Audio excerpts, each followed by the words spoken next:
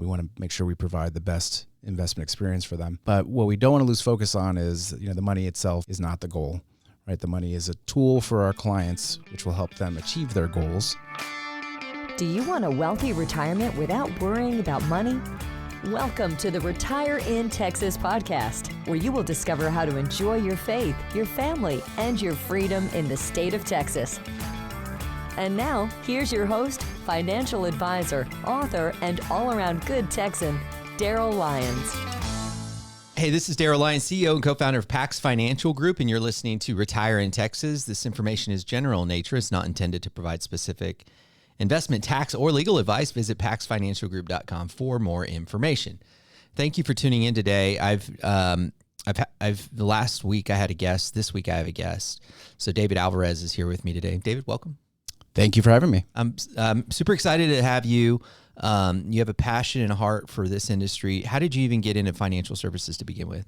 Very good question. I'll go back a while. So both my parents were immigrants.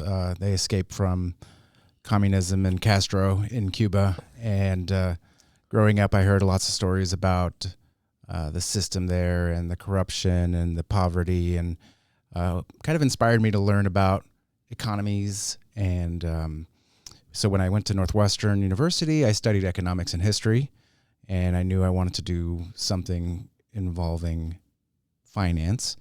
And it was just perfect timing with the kind of the peak of the dot-com bubble. Yeah. And, between that and 9/11 and Enron, coming out of school, I was seeing things that at the time were frankly really terrifying.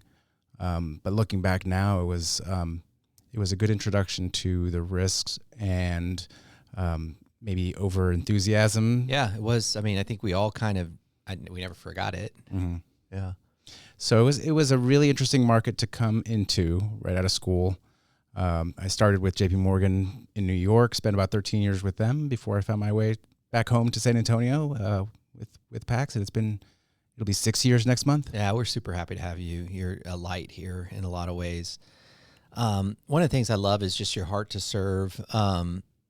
You tend to focus on families with disabilities. So tell me where that heart came from. Was that just a natural inclination of working with clients over the years and seeing the challenges that come in certain situations? Yeah, like a lot of things, it certainly wasn't planned.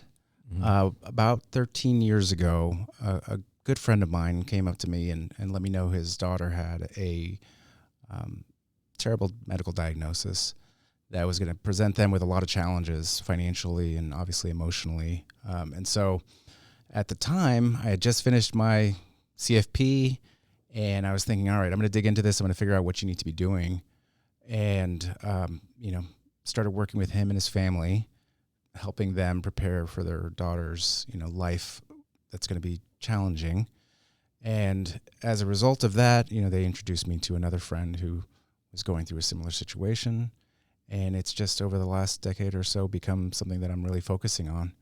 In the middle of completing a chartered special needs counselor designation. Mm. And so that's something that will be providing an additional layer of value to our clients who face this situation, because there's a lot of them.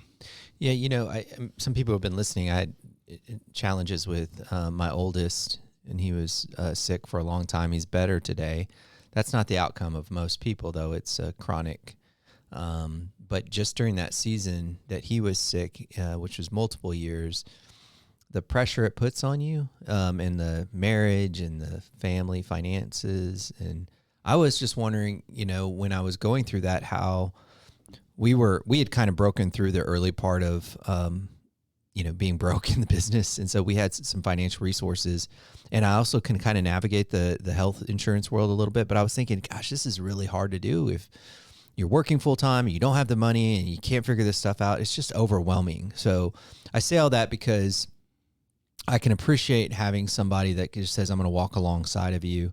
But there's a whole range of disabilities that people are challenged with, from autism to really chronic. Can you give us some examples of what you're seeing out there in terms of families with disabilities? Yeah. You hit the nail on the head. It's a wide universe out there. You see chronic disabilities like epilepsy or diseases like cancer that could cause someone to become fully disabled for a significant period of time.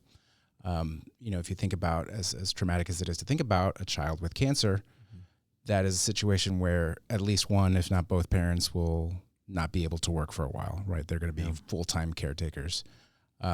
Something like that. Then on the opposite end of the spectrum, you have what we call the autism spectrum disorders, which are have a wide variety of outcomes. Yeah. I have a 14-year-old who's on the spectrum. We fully expect him to be able to manage his finances when he gets older. He's super smart. He does that. But then on that same spectrum of the autism scale, there are people who will not be able to manage their own finances, not be able to make their own financial decisions when they get older. And so as a parent, it's an incredible challenge. Obviously in our business, we think about the finances, but outside of finances, right, there's the lots emotional of challenges. burden. I had a friend the other day. I texted him and I said, "Hey man, I need you to get your wills done. Like, you have a child that is can't, at least in the current state, can't take care of himself, and you need to get your wills done." And I keep pushing him. So can you tell me? I mean, I'm chuckling only because he's a buddy of mine. I keep pushing him, and it's just so challenging for somebody in this the circumstances with everything going on, and try to break away and think about these things and get the legal framework done. But can you tell us a little bit of, we're not attorneys, but we do walk alongside of people to get their stuff in order. So right. Tell me a little bit about your role helping people get their stuff in order. Yeah, I think the biggest challenge in those situations is that you're constantly faced with urgent needs, and the important things like getting a will done or doing your financial planning or thinking about retirement, those are all very important things, but they're not necessarily urgent, right? So that's a good point. Families tend to do is they'll tend to say, okay, yeah, I'll put that to the side and then focus on how do I get through the next day.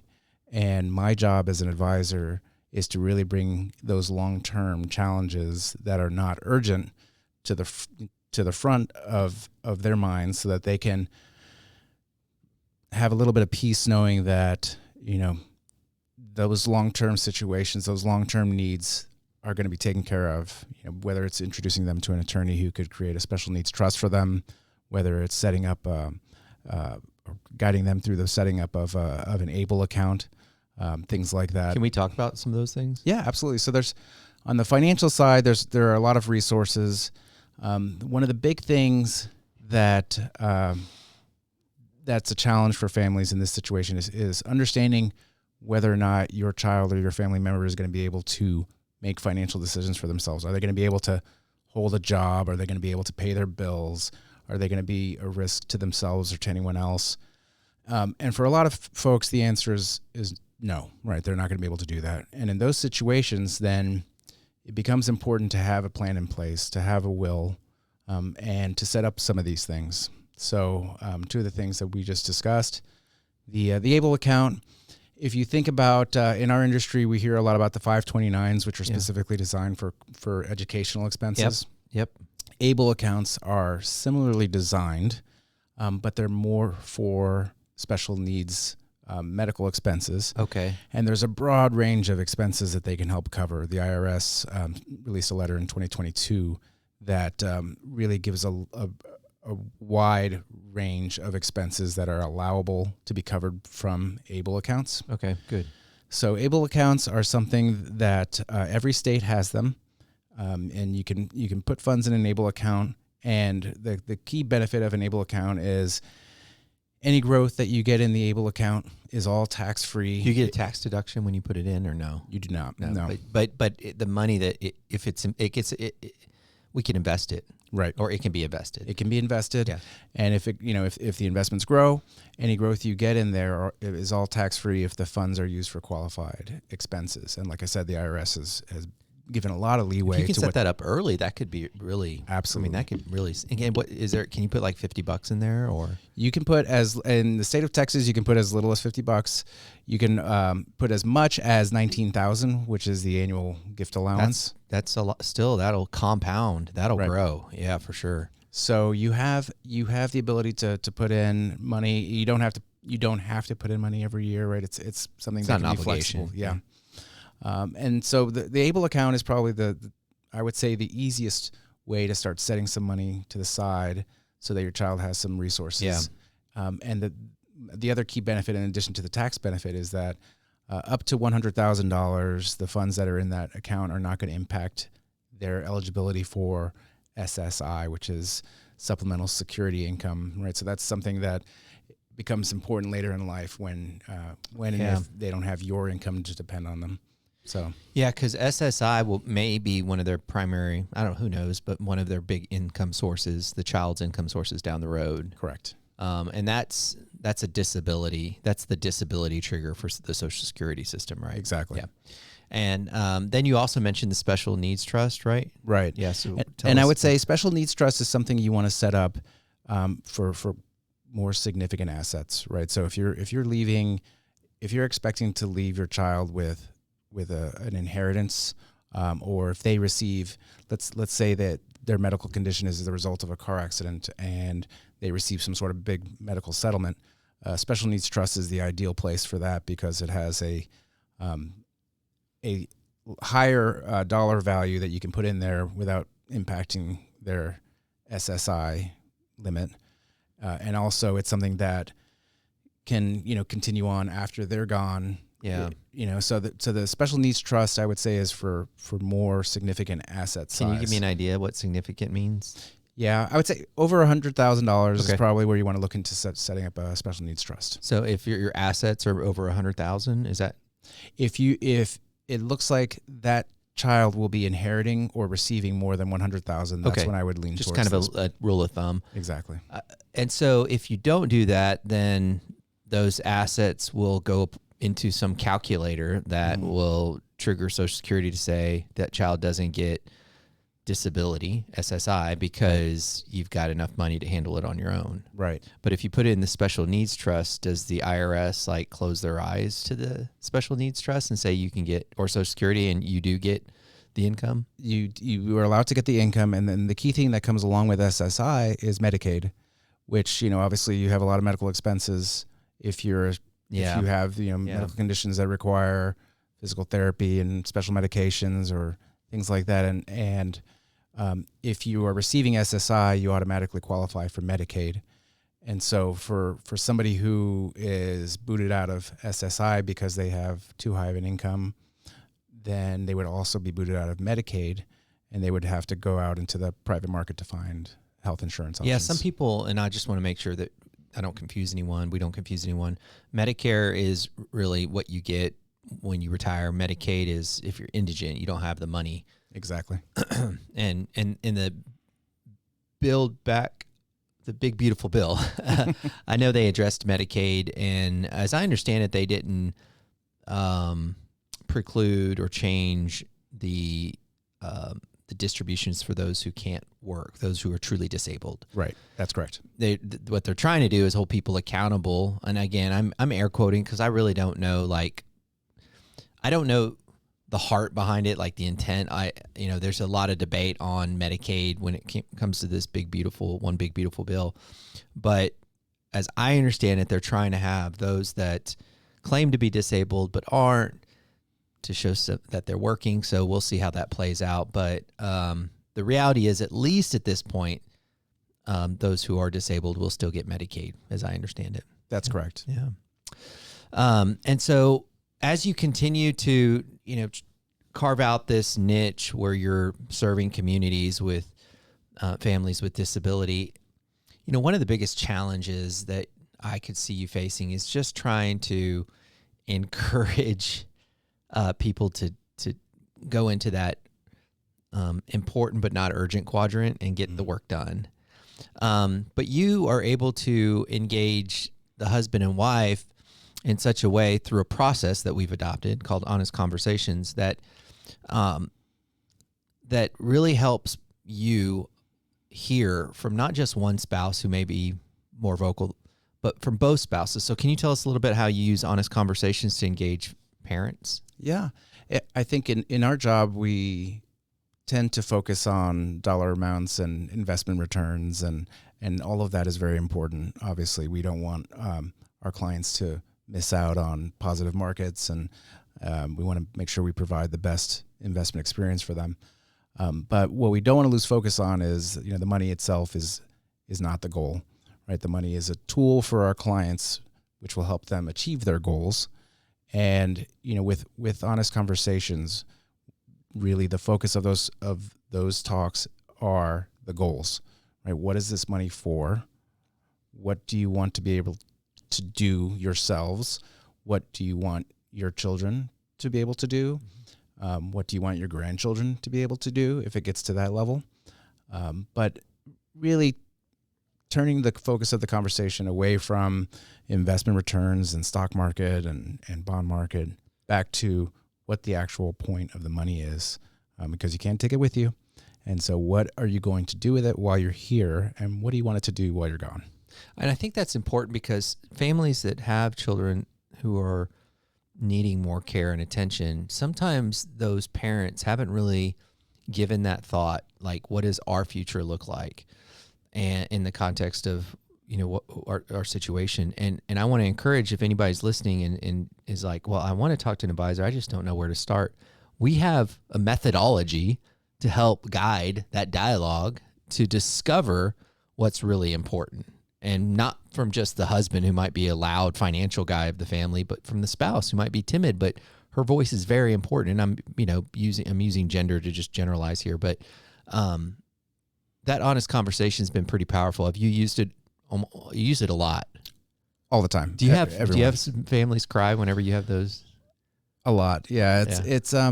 It's incredible when you get to the root of why our clients make the financial decisions that they do. Mm-hmm. Oftentimes it's not because of the situation they're in or because of the advice we're giving them.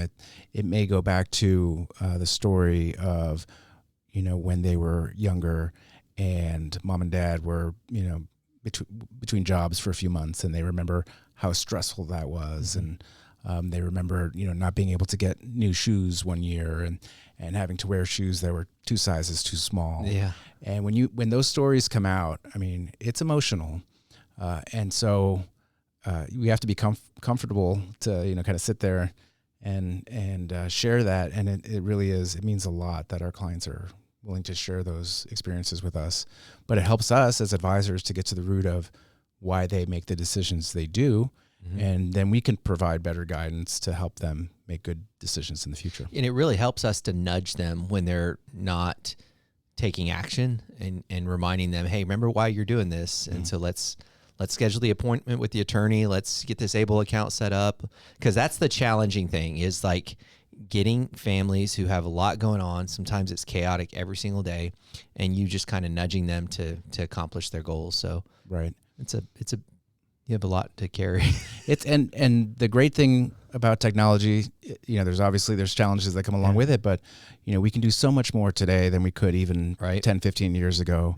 Yeah. I work with clients across the country, and I have clients that I've never met in person. Yeah. And that to me would have been unthinkable 10 years ago.